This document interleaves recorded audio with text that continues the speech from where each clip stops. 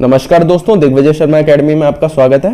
Indian space research organisation ISRO द्वारा TGT, PGT, PRT की कुछ वैकेंसीज निकाली गई हैं, जिसके बारे में हम देखेंगे कि इसकी एलिजिबिलिटी क्राइटेरिया क्या है, वैकेंसी कितनी है, एज लिमिट क्या है, सैलरी क्या है और सिलेक्शन प्रोसेस क्या होने वाला है, ये सब हम देखेंगे। ठीक है, तो चलिए इसका नोटिफिकेशन पढ़ते हैं और ये सब जानते हैं। तो सबसे पहले पीजीटी मैथ्स की बात करते हैं। तो पीजीटी मैथ्स में दो जगह हैं, जिसमें एक अनरिजर्व्ड के लिए है, एक ओबीसी कैटेगरी के लिए। एससी एसटी के लिए यहाँ पे नहीं है। ठीक है, तो इसकी क्वालिफिकेशन क्या है, इसमें integrated post graduate MSc course of regional college of education of NCERT in maths. तो एनसीईआरटी द्वारा इंटीग्रेटेड पोस्ट ग्रेजुएट एमएससी होता है, वो आपको होना चाहिए 50%, या फिर ये नहीं है तो इसके अलावा आप क्या मास्टर डिग्री होनी चाहिए आपके पास मैथ्स में। ठीक है, और 50% मार्क्स होने चाहिए आपके ओवरऑल भी और मैथ्स में भी। ठीक है, एमएससी के अलावा आपके पास बीएड होना चाहिए और उसके अलावा आप इंग्लिश में पढ़ाना आना चाहिए आपको। ठीक है, और अगर आपके पास कंप्यूटर की नॉलेज है तो आपके लिए फायदा होगा।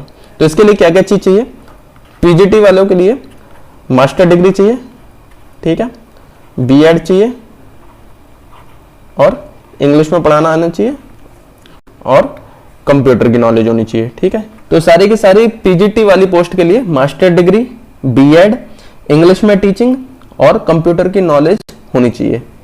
तो पीजीटी फिजिक्स में एक ही अनरिजर्व्ड के लिए, और जो क्वालिफिकेशन है वो सिमिलर है मैथ्स की जगह, यहाँ पे आप फिजिक्स लगा दीजिए, बाकी सब सेम है। ठीक है, पीजीटी बायो में एक एससी कैटेगरी में सिर्फ एक जगह है, इसके लिए क्वालिफिकेशन एमएससी चाहिए, बॉटनी या जूलॉजी से हो सकती है, 50% होना चाहिए उसमें। ठीक है, ये एनसीईआरटी से हो सकती है या बाकी इनसे भी हो सकती है, जिसमें माइक्रोबायोलॉजी, बायोटेक्नोलॉजी, मॉलिक्यूलर बायोलॉजी, इन सब में से किसी में भी हो सकती है आपकी, लेकिन मास्टर डिग्री होनी चाहिए। ठीक है, पीजीटी केमिस्ट्री के लिए एक अनरिजर्व्ड कैटेगरी में जगह है, टीजीटी मैथ्स के लिए दो जगह है, एक अनरिजर्व्ड में, एक ईडब्ल्यूएस में। तो इसके लिए आपको ग्रेजुएशन होना चाहिए, ठीक है, मैथ्स से, और इसमें भी मैथ्स जो है हर एक ईयर में होना चाहिए आपके ग्रेजुएशन में। साथ ही इसमें बीएड भी चाहिए, साथ ही सीटेट का पेपर 2 पास होना चाहिए, इसमें इंग्लिश मीडियम में पढ़ाना आना चाहिए और कंप्यूटर की नॉलेज होनी चाहिए। तो अभी हम देखते हैं टीजीटी के लिए क्या क्या जरूरी है। टीजीटी के लिए एक तो ग्रेजुएशन होनी चाहिए आपकी, ठीक है, ग्रेजुएशन के साथ बीएड भी होना चाहिए, बीएड होना चाहिए, और सीटेट का पेपर 2 होना चाहिए पास, सीटेट पेपर 2 पास होना चाहिए और इंग्लिश में पढ़ाना आना चाहिए। ठीक है, तो ये तो जरूरी है। तो ग्रेजुएशन होना चाहिए, बीएड होना चाहिए, सीटेट का पेपर 2 होना चाहिए और इंग्लिश में पढ़ाना आना चाहिए आपको। टीजीटी हिंदी के लिए दो जगह है, और वही ग्रेजुएशन आपकी होनी चाहिए 50% मार्क्स के साथ, और बीएड होना चाहिए, सीटेट का पेपर 2 पास होना चाहिए, इंग्लिश में पढ़ाना आना चाहिए, इंग्लिश का यूज करना आना चाहिए आपको, और कंप्यूटर की नॉलेज होनी चाहिए। टीजीटी इंग्लिश में एक जगह है, टीजीटी केमिस्ट्री में एक जगह है, टीजीटी बायोलॉजी के लिए एक जगह दी गई है। इसमें आपके पास ग्रेजुएशन में केमिस्ट्री, बॉटनी और जूलॉजी में से 2 सब्जेक्ट होने चाहिए। यहाँ लिखा है देखिए, with a combination of any 2 of the following subject, इनमें से 2 सब्जेक्ट होने चाहिए, केमिस्ट्री या बॉटनी और जूलॉजी में से 2 सब्जेक्ट होने चाहिए। साथ ही बीएड और इंग्लिश में पढ़ाना तो आना ही चाहिए। ठीक है, बॉटनी और जूलॉजी जो है वो तो हर एक साल होना ही चाहिए, इनमें से एक सब्जेक्ट तो हर साल होना चाहिए। टीजीटी पीईटी के लिए मेल वैकेंसी है एक, और ये भी ओबीसी की है। ठीक है, इसके लिए आपको बैचलर डिग्री चाहिए फिजिकल एजुकेशन में,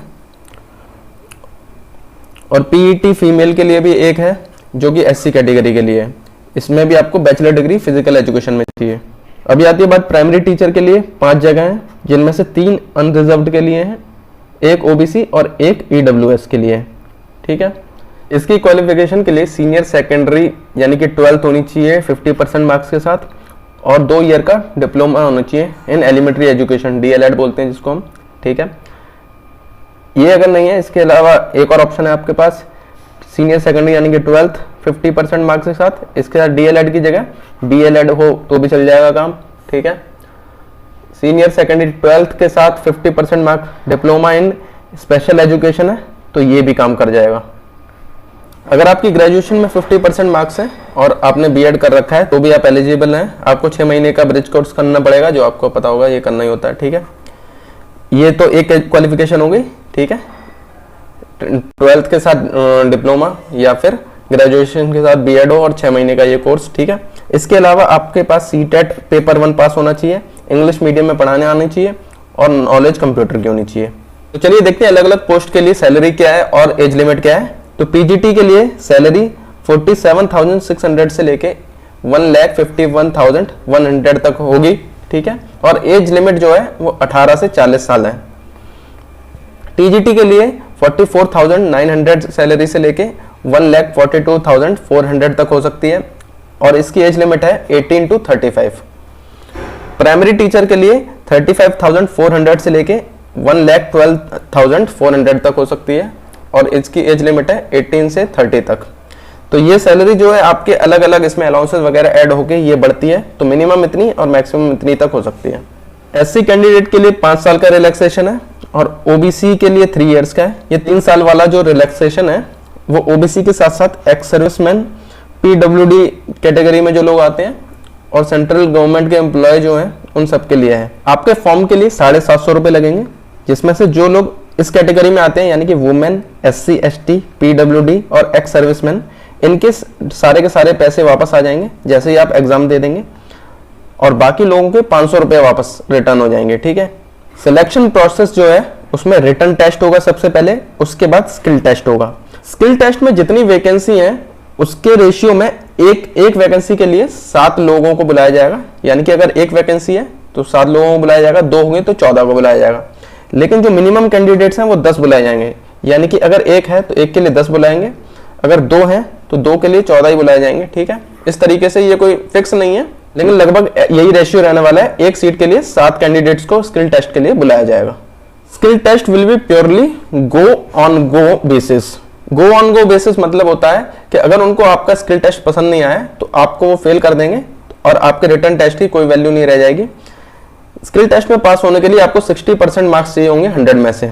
अगर आप स्किल टेस्ट में फेल हो जाते हैं तो आपके रिटर्न टेस्ट की कोई वैल्यू नहीं है, लेकिन अगर आप इसमें पास हो जाते हैं तो जो सिलेक्शन होगा वो रिटर्न टेस्ट पे ही होने वाला है, ठीक है। इसीलिए स्किल टेस्ट बहुत इंपॉर्टेंट है इसके लिए।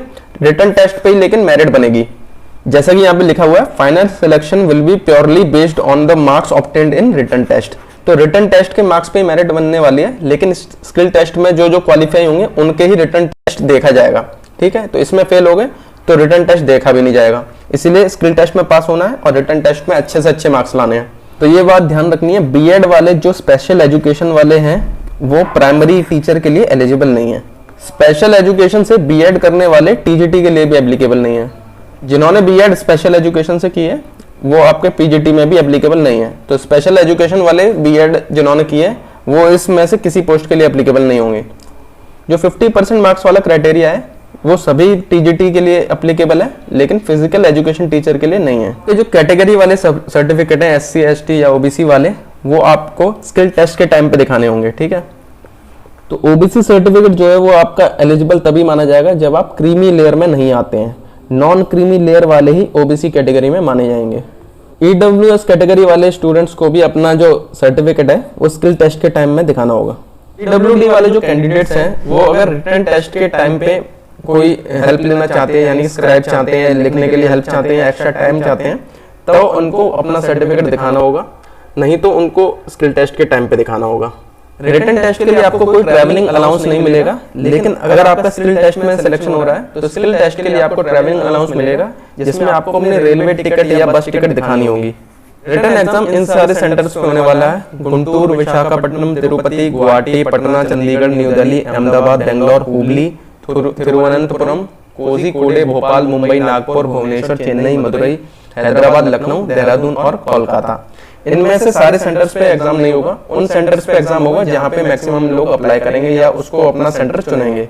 इनका कुछ क्राइटेरिया होता है जिसके अकॉर्डिंग अगर इन 22 सिटीज में से आप जो सिटी चुनेंगे उसमें इतने लोग कम से कम चुनने चाहिए, तभी वो सेंटर एग्जामिनेशन सेंटर बनेगा, नहीं तो वो नहीं बनेगा। जहाँ पर लोग ज्यादा सिलेक्ट करेंगे अपने सिटी को वही बनेगा। जैसे कि अगर आप यूपी से हैं तो लखनऊ में अगर ज्यादा लोग नहीं चूज कर रहे हैं तो दिल्ली के होने के चांस ज्यादा हैं, दिल्ली में आपका सेंटर बन जाएगा। तो 6 अगस्त से ये फॉर्म स्टार्ट होते हैं, 28 अगस्त को ये खत्म होंगे। तो आपको अप्लाई करना है तो ये साइट दे रखी है, यहाँ पे जाके आप अप्लाई कर सकते हैं। और अगर आप इसकी तैयारी करना चाहते हैं तो मैं AEES यानी कि एटॉमिक एनर्जी एजुकेशन सोसाइटी जो है उससे सिमिलर है इसके एग्जाम काफी ज्यादा। तो अगर आप PRT की तैयारी कर रहे हैं तो आप मेरे चैनल को सब्सक्राइब कीजिए, क्योंकि मैं इससे रिलेटेड और वीडियोस डालने वाला हूँ। तो हमारा ये वीडियो यहीं खत्म होता है। अगर आपको कोई प्रॉब्लम है इससे रिलेटेड, कोई भी क्वेरी है तो कमेंट सेक्शन में जरूर बताइए। और अगर आपको ये लगता है कि ये जो इन्फॉर्मेशन है ये आपके किसी दोस्त के काम आ सकती है तो उसके साथ शेयर जरूर कीजिए। मिलते हैं अगले वीडियो में।